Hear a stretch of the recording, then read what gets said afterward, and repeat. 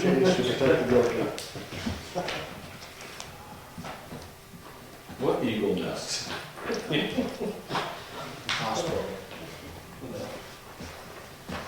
See the osprey nest they got over in Marlboro with it, or Meredith that they're trying to deal with? Yeah, shocking.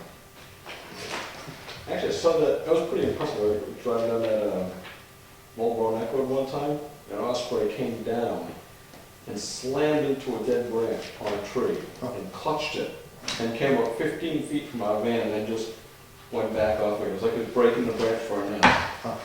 They do that. My cousin sends me videos from the internet that are interesting, and I got one last week, which is an osprey. Goes down to the water, his legs come forward like this, his talons come out, and there's all these little fish, and he hits the water and comes up. And he's got like 6 fish in his claws with one grab and flies away. Another one, he goes down and gets a fish that's like this, and he's like in the water, he's struggling, and you swear he couldn't fly with a fish that big.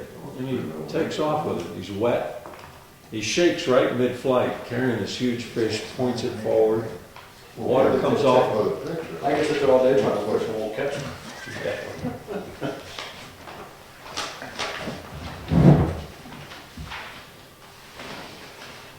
The new one's bigger than I do.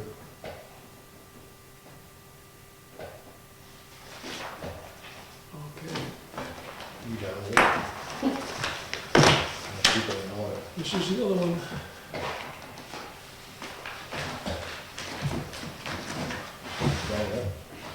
Hope I didn't put a Reynolds in with that one, because I thought I had one here. You did. You grabbed it. I took it away from you.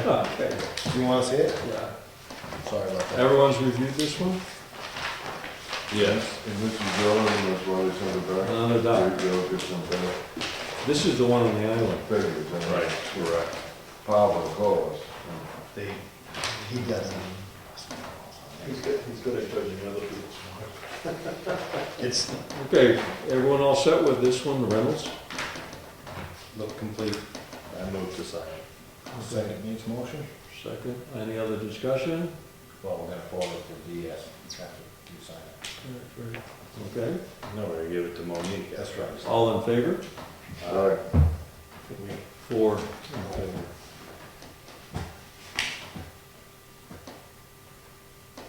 Does that complete all our applications? I think so. The request for more information? I need that too. Yeah.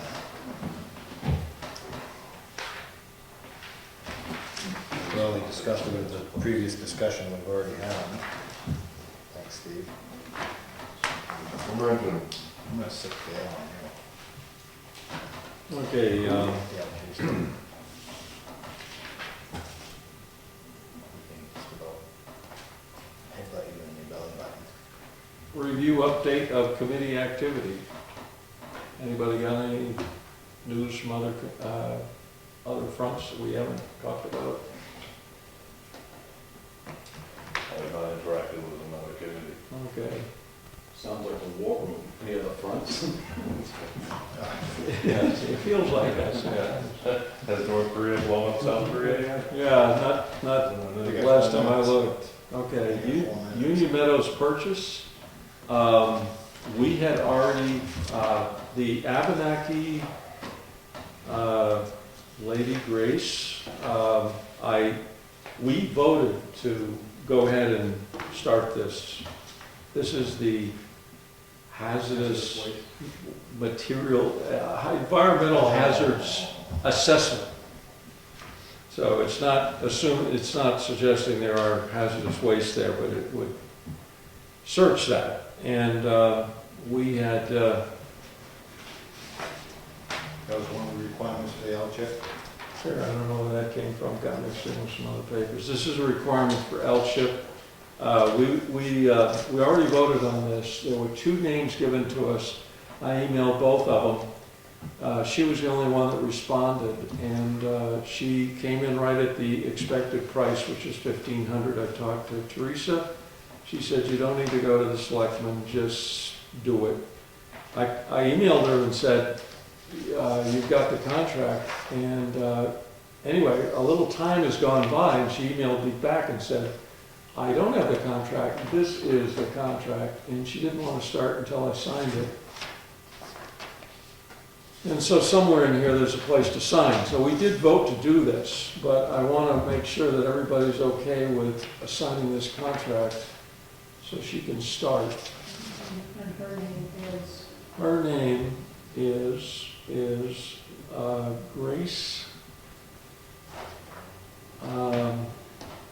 Irene Grace Garvey, and I think she goes by initial I, Grace Garvey, Garvey, 812 Texas Hill Road, Plymouth. She has a master's degree in environmental from Plymouth State, and she's well qualified and recommended. And so we okay with me signing this? And as being the only applicant. Well, it's one of the little things we have to go through. Without objection, I am going to forward this down to We her. already said to do it, so why are you hesitating? Well, I just want to make sure we do all this in the open. I didn't want to do it at home in the dark. No lights, eh? So she will, as soon as I get this to her, You're hoping we throw a little light on it? Is that what you mean? well, I just want to make sure that I wasn't, Shedding responsibility here amongst. Yeah, I'm sharing the blame, because I don't want somebody to say, what do you mean you did that contract? The other thing is title. One of the L-chip requirements is title. And we do have to go through a title search.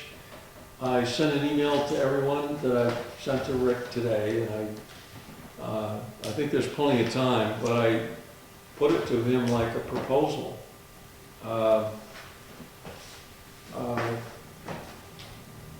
I specified exactly what L-chip wanted, and so he could suggest if he wants to do it, or if he's gonna suggest somebody.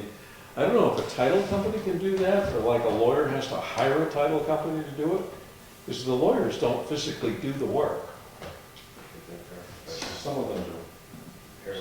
They're not too busy, I guess. They have paralegals working in their office and do it. Yeah.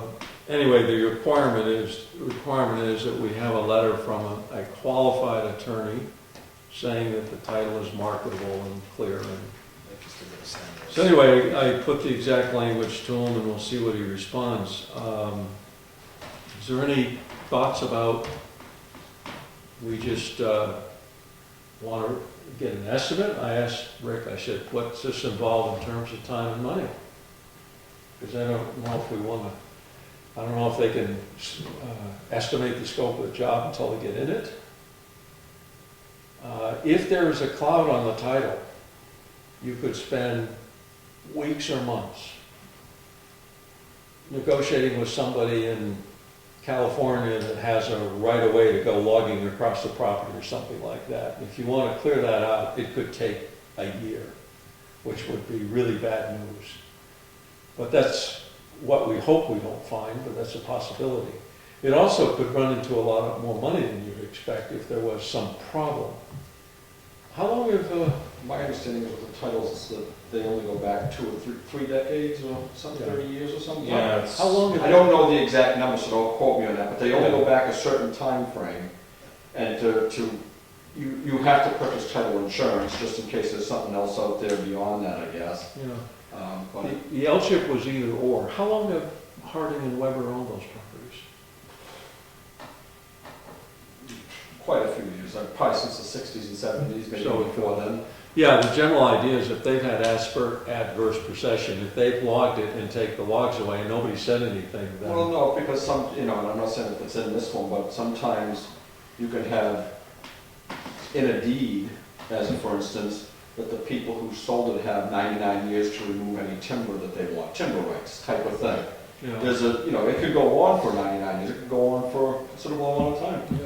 yeah. So those are things that they will look into and just verify that it's clean and none of those are attached. The various survey bids some of them did quite a bit of work, and I had a conversation with one of the unsuccessful bidders who said something about water rights, because it's on a waterway. Flowage rights.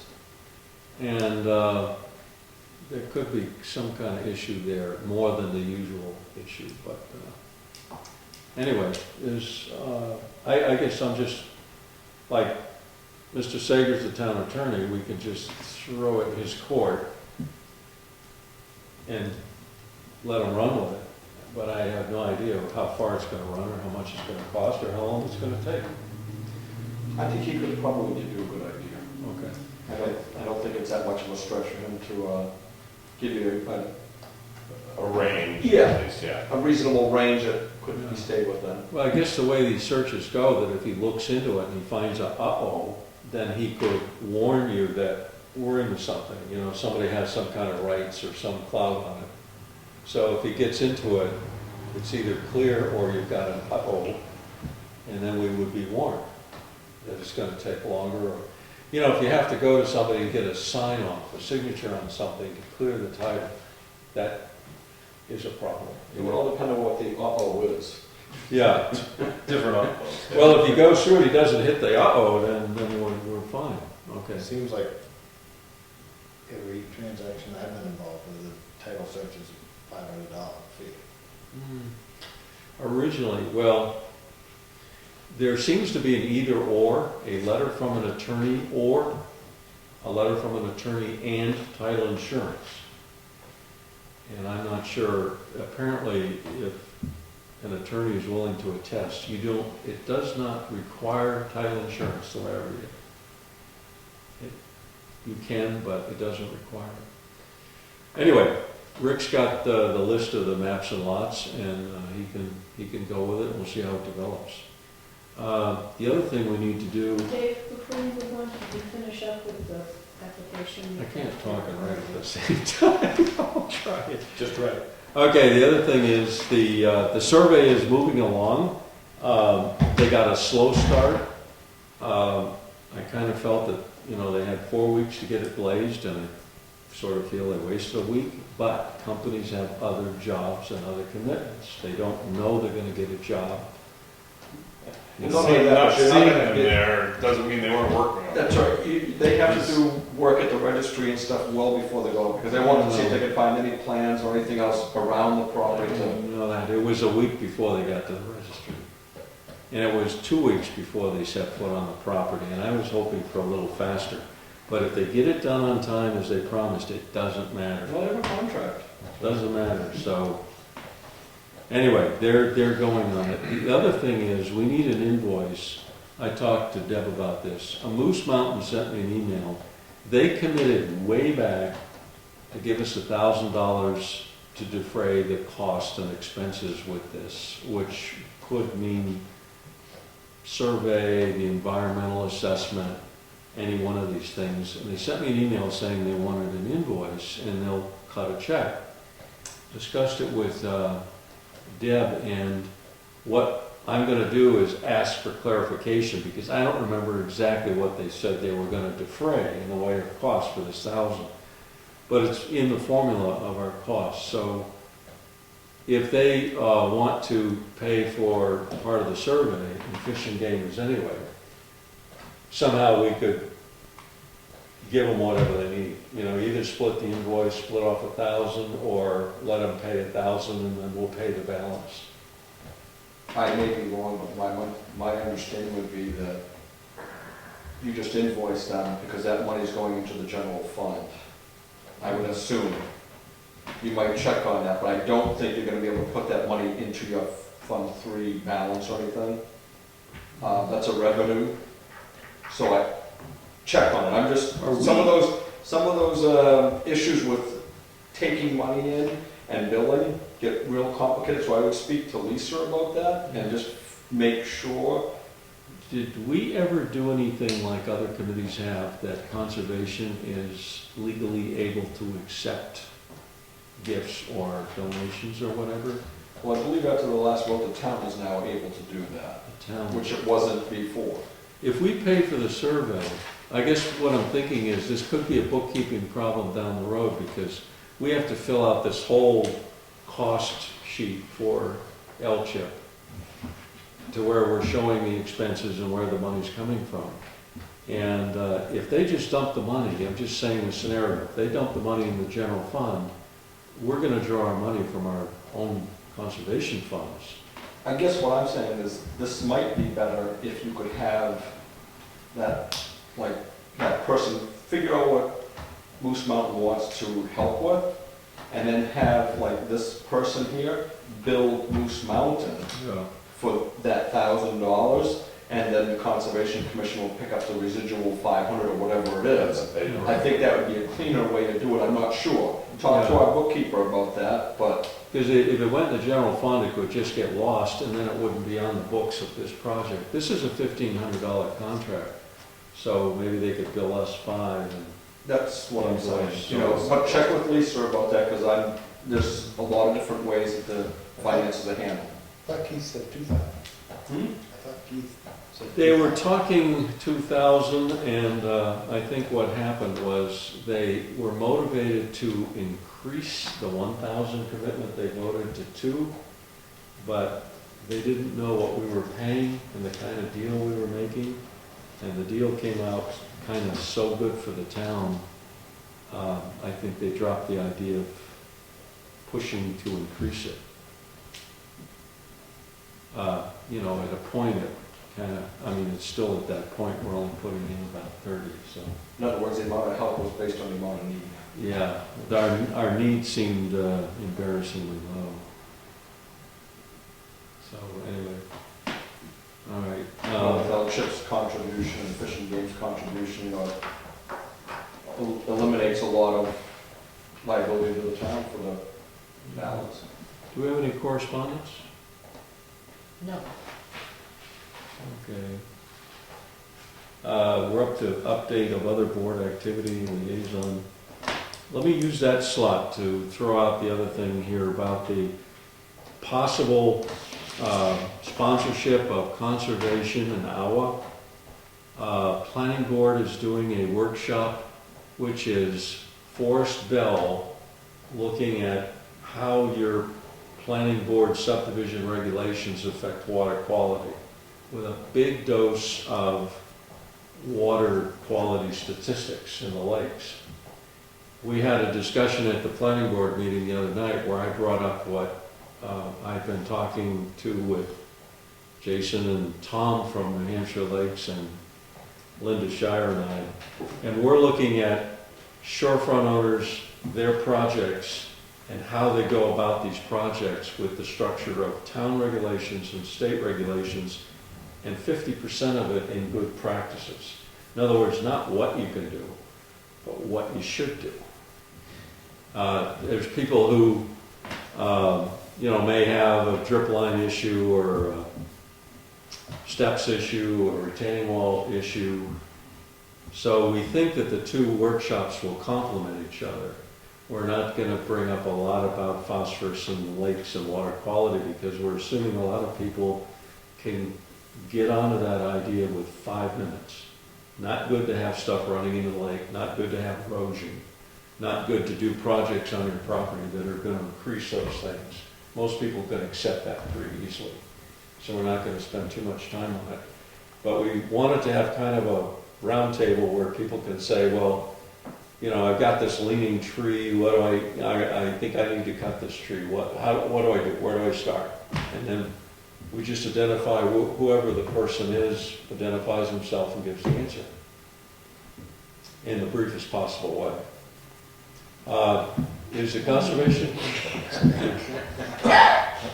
Start the chainsaw. That's a quick answer, start the chainsaw. Well, Diseased. we did run into a person who had one tree, and he wanted one tree on his property, he wanted to cut it, and it was, you know, a healthy tree and all. Anyway, what I'd like to do is have a little feedback. Do you guys want to officially endorse this concept and you can be involved in it? I've suggested to Linda that we have 3 professionals that fill out these applications. And if you guys if you guys want to, and you do these walls, and so if somebody says, look, my concrete block wall is falling in the lake, you do applications, you do walls, and you guys could be on the panel. Does that sound like a good idea? I think it's good to get as much information to as many people as you possibly can, but as long as, I think myself, I'd rather sit in the audience and let the state people do their job. And if, you know, if I have a comment, I will make it, if I have a question regarding what they're saying or a comment, I will make it known. I'm not shy that way. You know, I don't know what these gentlemen want to do, but that's, so we don't have to be panelists to be involved. Yeah, wouldn't that be a little bit of a sticky situation? Oh, one thing, I think I know where you're headed. One thing is off the table is we're not going to talk about the neighbor's property. All questions have to be my property, not what my neighbor's doing or something like that. So we're That not, wasn't where I was going. where are you going? I was going to the fact that you're requesting people to be on a panel, but who also do the work. So could that be conceived as they're trying to, you know, generate some more work for themselves being on a panel? honestly, I think this is a small town, for crying out loud. I mean, I think people have come to expect that, you know, we all have lives. I mean, we volunteer for certain committees and groups and everything. You're still gonna do it the right way, Peter. There is the right way, Steve. You know, someone will think of that, but I look at it the same way. I mean, the reason I thought of this workshop is I want to know more about the process. I'm here signing these applications, and I'm not an expert on it. I rely on the people who are experts, and they are in the business. The reason they are experts is because they are in the business. I would feel really funny about signing these without these professionals reviewing it. And somebody could say, yeah, you know, but to me, if somebody is willing to share their expertise, it's because they are in the business. And But I'm just saying, if someone in the audience says, okay, I have this problem with whatever, a tree, a wall, or whatever, and then they go to, I don't know why they'd ask this Mr. Fogg, but let's just say they ask him to do the job, would that maybe not look, It would look, to me, it would look kind of like my own conflict of interest. If I was sitting there at the outing, giving out business cards, saying I can do this and I can do that, but you know, there could be somebody in the back of the room, like Peter, who doesn't want to be in the panel, could be passing out business cards. My attitude would be, if he's in the back of the room passing out business cards, why can't you pass out business cards if you're on the panel? Because the thing is, if you're on the panel or off, and I'm just picking two scenarios here. If you're on the panel or off, it has nothing to do with your capacity of being on the Conservation Commission. It has nothing to do with being in public office or anything like that. It's just that you volunteer to be on the panel, and you can not be. See, my feeling is that these are state laws. Let the state come and represent their laws and answer to the public. You know, as I said, if I'm sitting in the audience, I may have a question, or if they say something, I may have a situation that I know I've worked on around here, or that, you know, might be one of those situations that is questionable on how to go about the permitting and stuff, and throw that out there.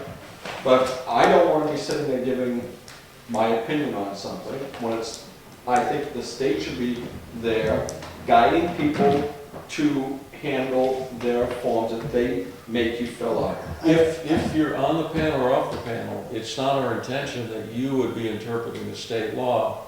You could answer questions about best practices, but the reason the state guy is there is all the questions about state law are going to go to him. But Arthur was going to be he's there, getting paid. because if some guy says, The state guy's getting paid to be there. John Randy is. I think if you're soliciting work at that particular workshop or meeting, I don't think that'd be right, but. So then none of us should show up. No, you can be in the audience, you know, I mean, I would rather be in the audience than on a panel. It's your choice. But here's the point, Ralph, if you're in the audience and you are called on and you answer a question and you introduce yourself as a local contractor or Dave introduces you as one, and then during the course of that meeting, somebody comes up and says, hey, you know, we want to do, you know, and you start engaging with them, then what are you talking about? I mean, either you don't show up and say there's no conflict, or you show up and you say there's no conflict, because you know what? Anybody's allowed to show up at that public meeting. Right. Anybody. Well, I guess if somebody posed a question and you said, well, I can't answer that until you pay a nominal fee of $500, This is gonna cost you $50. then that wouldn't be prudent. I don't think. I think if you're there trying to represent the community and offer advice based on your knowledge and skills, that there shouldn't be a conflict. That's my personal opinion. And I think that the state ought to be there, and maybe AWA, representing the permitting process. And anybody who has questions, if somebody says something about, Jesus, can I cut down this tree? Yeah, I might chirp up and say, well, is it dead, diseased, dying, or is it considered a hazard? Because those are the qualifications. Yeah. And I might go that far. But I'm not gonna sit there and do the state's work for them, I'm certainly not No, gonna do that. the state is gonna be there, and New Hampshire Lakes is gonna be there. Mhm. We're considering like 50% of it would be like best practices, because if you ask the state what you can do, under certain circumstances, the answer would be cut them all down. That's what you can do. I was there to say that wouldn't be a good idea, even though legally you might be allowed to literally cut them all down at this point. Well, I sat at those seminars and listened to Jason tell me how easy the CSPAs are, and he doesn't understand why it's so difficult to everybody. But Jason has to deal with one issue, the state's permanent. Any of the professionals out there have to deal with the state and every single town's individual regulations, which makes it a little bit more complicated. Arthur was gonna be there, not to answer the state or to do their work. Arthur was gonna be there for the town regulations. If someone says, I wanna build a little beach shack, Arthur can chime in and say, well, this is what you'd have to do. And he knows the regulations. So we figure we throw the ball to whoever's appropriate. But a lot of it, we want 50% of it to be not just about the regulations, but the best practices. This is what you should do. Right now, though I've been to these workshops, the governor appointed like 20 people who are looking at the shoreline regulations to make changes, suggested changes to the governor. And I attended their workshop, and all it was a seminar on what you can get away with because of the holes in the law. And if you held a seminar in Wakefield about that, everybody said, oh boy, I can go cut everything down right now. In a year or so, they're going to fix some of the loopholes. But we don't want to talk about the loopholes. What we want to talk about is why you should keep the tree. I bet you'd get better attendance if you said you were going to address the loopholes.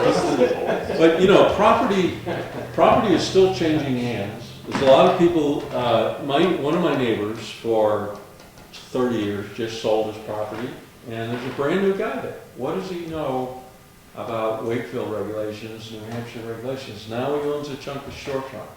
He would be the perfect guy we're looking for, to do this. But anyway, you guys can attend the meeting. We're going to have a meeting in March, I think the 17th.